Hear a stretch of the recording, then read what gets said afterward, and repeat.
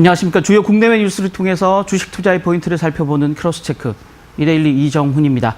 저희 준비한 기사 이런 기사들인데요. 타이어 관련주들, 자동차 관련주 올해 기대감은 상대적으로 조금 있는 편이지만 코로나19 사태로 인해서 자동차주도 약간 조충거리는 양상인데요.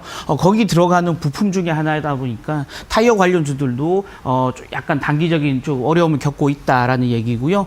최근 들어서 고용 경기 많이 얼어붙어 있다라는 얘기 들리는데요. 어떤 상황인지 좀 보시겠습니다. 메자닌, CB, BW 같은 채권과 주식의 성격을 동시에 지닌 그 메자닌의 를 통한 자금 조달이 기업들에게 어떤 어려움으로 다가오는지 내용을 좀 살펴보시겠습니다. 첫 번째 뉴스 좀 보실 텐데요. 타이어주, 여기 제목 자체가 좀 재밌게 달려 있는데요. 자동차 판매가 급제동을 보이면서 타이어주도 굉장히 어려움에 처해 있다라는 겁니다. 지금 이달 그러니까 3월 1일, 2일에 발표됐던 미국과 중국의 그 1분기 자동차 판매량을 보면 굉장히 좀 어려운 상황. 1, 2월에 지금 자동차 판매가 많이 지금 줄어든 상황 볼 수 있는데요. 그러다 보니까 타이어 관련주들도 조금 고전하고 있는 양상이다라는 건데요. 여기 한번 보시면 주요 타이어 관련주들의 올 들어서의 주가 하락률을 나타냈는데요. 한국 타이어 같은 경우 업계 1위 업체인데 지금 주가가 한 22% 가까이 빠져 있고요. 넥센 타이어 같은 경우 30%가 넘는 하락세. 그나마 선방하고 있는 금호 타이어도 한 10%가 넘는 주가 하락세를 보이고 있다라는 겁니다. 기본적으로 1분기 실적 전망 자체가 그리 썩 밝지는 않다라는 점들이 주가 하락을 부추기는 요인으로 작용하고 있다라고 볼 수 있을 것 같습니다. 여기 표 한번 보시면 FN 가이드 기준으로 지금 1분기 주요 타이어주들의 실적 전망인데요. 매출액은 한국 타이어가 1조가 넘게 예상이 되고 있지만 전년 같은 기간에 비해서는 매출액이 좀 줄어드는 그런 흐름을 보이고 있고요. 넥센 타이어, 금호 타이어 역시 마찬가지 흐름을 보이고 있습니다. 특히나 영업이익이 줄어드는 양상을 보이면서 금호 타이어 같은 경우는 올 1분기에 영업 적자를 기록할 걸로 예상이 되고 있다라는 점이 타이어주 전체적인 투자 심리를 좀 얼어붙게 만드는 요인이다라고 볼 수 있을 것 같습니다. 그렇다 그러면 왜 이렇게 타이어 관련주들이 고전하고 있느냐, 몇 가지 이유가 있겠는데요. 첫 번째는 모멘텀이죠. 코로나19 사태에 따른 모멘텀입니다.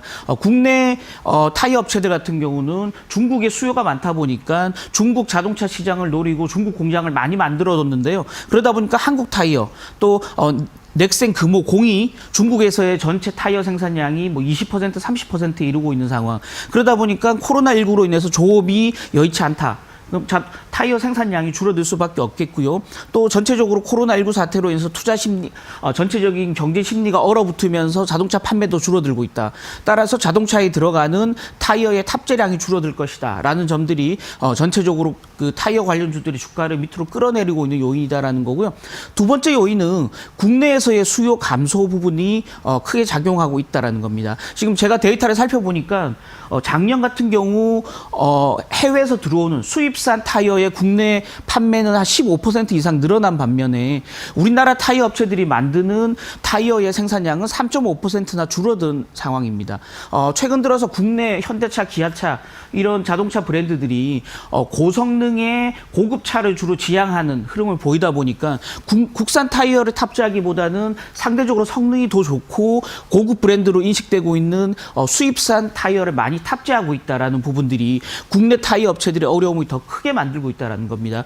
이 요인 자체는 요인 자체는 단기적 요인이라고 한다면 이 국내 수요가 줄어드는 부분은 중장기적인 약간 구조적인 악재라고 볼 수 있을 것 같기 때문에 이 두 가지 악재가 겹쳐서 나타난다. 타이어주에 대한 좀 신중하고 보수적인 투자가 좀 필요한 시점이다. 라고 보여지는 대목입니다. 다만 이 타이어주 내에서 개별 종목들의 흐름을 어떻게 봐야 되는지는 조금 차이가 있긴 한데요. 넥센 타이어 같은 경우는 그나마 조금 그 해외 시장 판로를 많이 개척하면서 중국, 유럽 쪽, 그러니까 해외 쪽 수요가 많이 늘어나면서 실적이 좀 양호한 흐름을 보이고 있었습니다. 금호 타이어 역시 마찬가지고요. 금호 타이어도 중국의 더블스타로 그 매각된 이후에 지난해에 3년 만에 처음으로 흑자 전환을 기록하면서 수익성이 개선되는 거 아니냐라는 기대감이 컸었는데요. 1분기에는 코로나 사태 영향을 좀 받고 있다. 다만 금호 타이어 같은 경우는 실적이 꾸준히 수준이 개선되고 있다, 수익성이 개선되고 있다라는 점을 좀 긍정적으로 봐야 될 것 같고요. 넥센 타이어는 해외 시장을 많이 공략하고 있다라는 점은 장점이지만 최근 들어서 중국, 미국 수요가 많이 줄어들고 있는 부분들, 또 코로나 사태의 영향들이 조금 길어지고 있는 부분들로 인해서 넥센 타이어 같은 경우는 해외 법인은 많이 만들었는데 이 수익성이 받쳐주느냐를 좀 따져보면서 투자할 필요가 있겠고요. 상대적으로 한국 타이어 같은 경우는 전체적으로 수익성이라든지 수요가 많이 줄어들고 있다는 점에서 조금 부정적으로 보는 시각들이 많다라는 거죠. 그래서 굳이 타이어 세 종목을 따지다 그러면 전체적 수익성이 턴어라운드 했던 금호 타이어를 가장 긍정적으로 보지만 지금 현재 금호 타이어 같은 경우는 1분기에 중국 시장 코로나 사태로 인한 중국 시장 위축이 어느 정도 좀 빨리 진전되느냐를 살펴보시면서 저가 매수 타이밍을 잡을 필요가 있겠고요. 넥센 타이어 같은 경우는 당장에 매수하기보다는 해외 법인들의 수익성 개선 여부를 확인한 이후에 매수하는 전략, 한국 타이어 같은 경우는 조금 전체적으로 보수적으로 보는 전략이 좀 필요하다. 그래서 동일한 타이어 관련주더라도 개별 종목의 흐름들은 조금 차별적으로 볼 필요가 있겠다라는 말씀 드리도록 하겠습니다. 다음 뉴스 보실 텐데요. 다음 뉴스는 전체적인 지금 고용 시장에 대한 얘기입니다. 특히나 구조적인 우리나라 고용시장 전체 얘기보다는 아르바이트라든지 일용직 시장에 대한 얘기들이 이제 핵심적인 부분입니다. 왜냐, 이런 데 종사하는 분들은 대부분, 상대적으로 소득이 낮은 분들이고요. 소득이 낮은 저소득층은 기본적으로 소비 성향이 높기 때문에 소득이 낮은 분들의 일자리가 줄어든다는 부분들은 기본적으로 소비 경기에 더 치명적인 영향을 줄 수 있다라는 점들이 이들의 고용 동향들이 굉장히 중요한 어떤 시사점을 가진다라고 볼 수 있을 것 같습니다. 여기 기사 본문을 한번 살펴보시면 지금 코로나19 사태로 인해서 가장 직격탄을 맞고 있는 부분들은 바로 이런 부분들이죠. 건설 현장이나 가사 도우미. 최근 들어서 건설 현장에 중국인 노동자나 이런 분들 사이에서 확진자가 늘어나면서 건설 현장도 지금 원활하게 돌고 있지 않은 상황. 또 가사 도우미 같은 경우 한때는 중국인 도우미도 굉장히 많았고요. 그러다 보니 가사 도우미 시장도 지금 전체적으로 얼어붙어 있는 상황이다라는 거고요. 또 최근 들어서 수요가 많이 늘어났던 부분입니다. 어르신들, 편찮으신 어르신들도 많고 또 맞벌이하는 부부가 많다 보니까 어르신들과 아이에 대한 돌봄 수요가 굉장히 많이 늘어났었는데요. 여기서도 지금 신규 인력이 거의 충원되지 않고 있는 상황이다라는 점들이 어려운 부분이고요. 그 외에 식당이라든지 뭐 각종 유통업체들, 대형 마트나 이런 부분들 인력 구조 조정이 이루어지고 있는 부분들도 전체적으로 저소득층의 일자리를 어렵게 만들고 있는 요인이다라고 볼 수 있을 것 같습니다.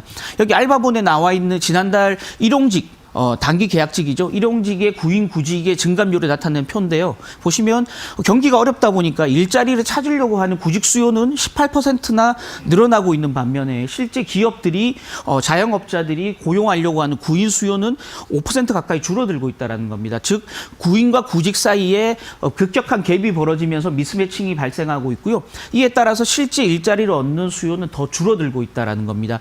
결국은 이런 일용직들이 또 단기 고용 계약직들이 많이 줄어들면서 저소득층의 가처분 소득이 줄어들고 이런 부분들의 소비가 많이 위축되는 양상이 계속 이어질 가능성이 있다라는 겁니다.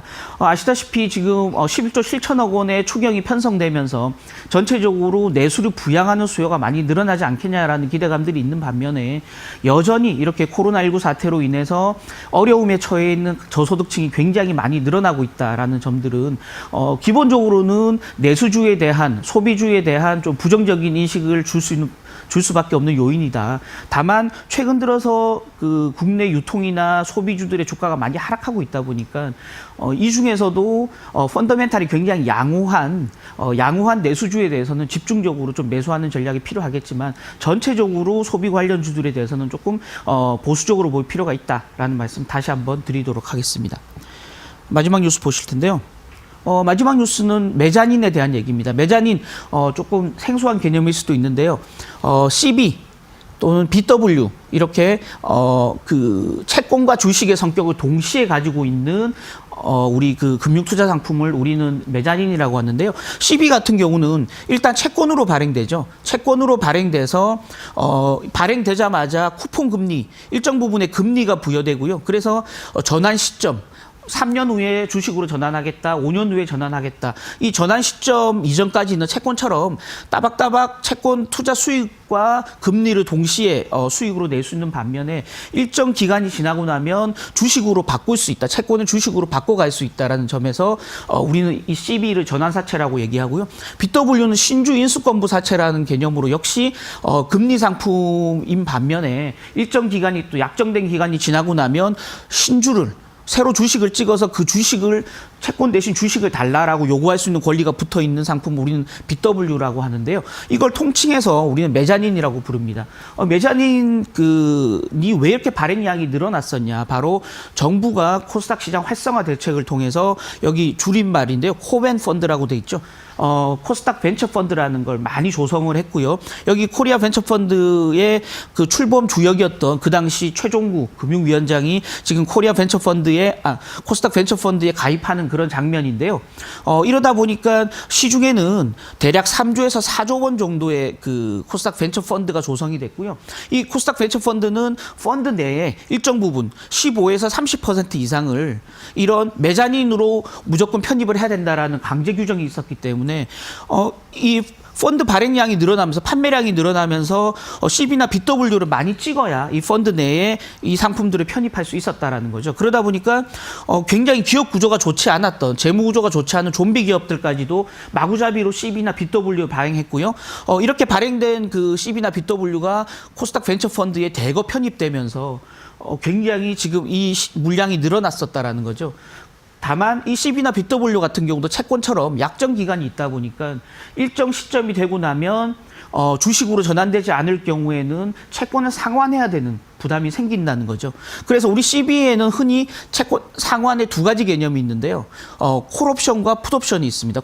콜옵션은 CB를 발행한 기업 현금 흐름이 좋아서 우리가 만기 약정 이전에 미리 이 조기 상환으로 발행한 CB를 사드리겠다. 우리가 돈을 주고 사드리겠다라고 회사가 요구하는 거고요.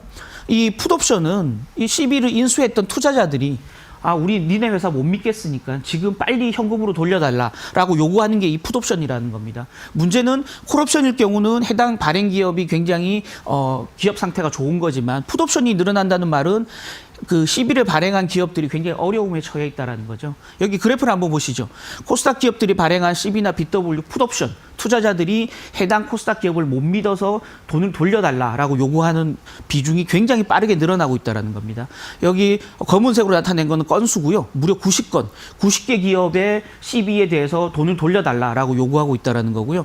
지금 금액으로는 한 3,030억 정도 되는 자금들을 지금 돌려받으려고 한다는 겁니다. 투자자들이. 그렇다 그러면 이 돈을 돌려줘야 되는 기업들은 시장에서 자금을 더 땡기거나 그 영업을 통해서 자금을 마련해야 되는데 영업을 통해서 자금을 마련하기 어려운 기업들은 시장에서 또 한 번 CB를 찍어내야 되는 수요가 생긴다는 거죠. 여기 아래 표를 보시면 상환해야 되는 CB나 BW 그 물량이 있고요.